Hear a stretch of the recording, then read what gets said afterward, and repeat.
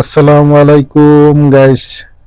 এই যে গুতুম মাছ, তারাবাইন মাছ, টাকি মাছ এগুলা পাঠাইছে দেশের থেকে।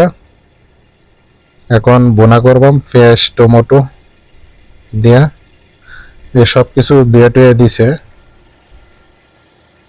পেঁয়াজ মরিচ কাটে নিছে, যে পাকনা টমেটো আবার কাঁচা টমেটো দেন সাথে দিয়ে, তারপর বোনা করবাম হালকা ভিজা ভিজা করে। এই তেল দিয়ে দিছি, এদিক দিয়ে সবকিছু রেডি করছি। এখন পেঁয়াজ দিয়ে দেন। তেল গরম হয়ে গেছে, এই দিয়ে দিলাম পেঁয়াজটা লাল করে। তারপর মশলা টমেটো দেন। পান্না টমেটোটা একবারে গলালাম, কারণ অনেক গরমের দিন, এই কারণে পাকনা টমেটো দিতেছি। আবার কাঁচা টমেটো দেন, কাঁচা টমেটো পিস করে দেন। এখন যতটুকু পরিমাণ মতো লবণ দিয়ে দিতেছি,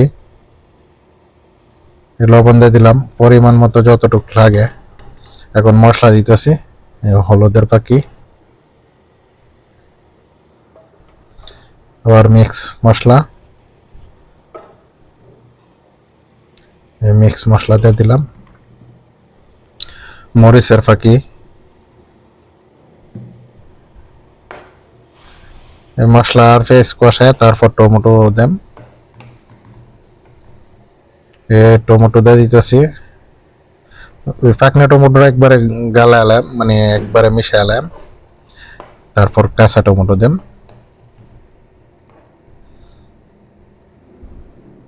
এখন কিছুক্ষণের জন্য ডাইকে দেন, মানে টমেটোটা হওয়ার লাইগা, মজবার লাইগা।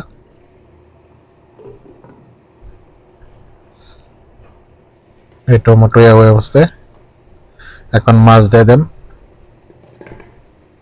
একবারে তত্তাজা মাছ রবিনেতে দিয়ে দিছে, মানে দুইয়া টুয়া একবারে পরিষ্কার করে। হালকা পানি দেন।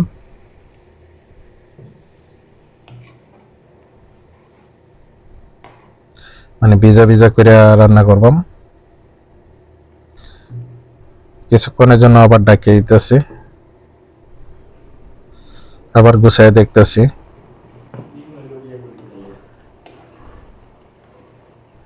এখন কাঁচা টমেটো দেন। কাঁচা টমেটো আনছি তিনটা, একটা সাইড পিস করছি। কাঁচা টমেটোটা দিলে মানে অন্যরকম একটা হইব, এই কারণে কাঁচা টমেটো দিতেছি। বেশি লাড়া দিতাম না, কারণ সব মাছের মাঝে ডিম আছে।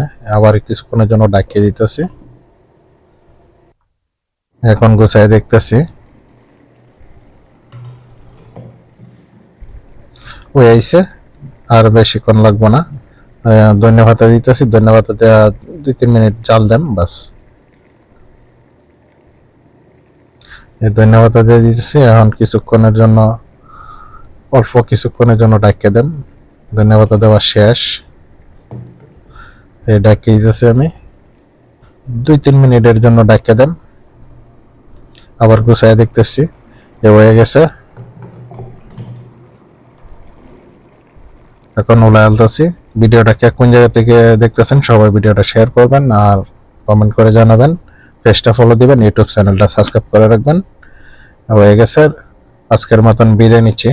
আল্লাহ হাফেজ।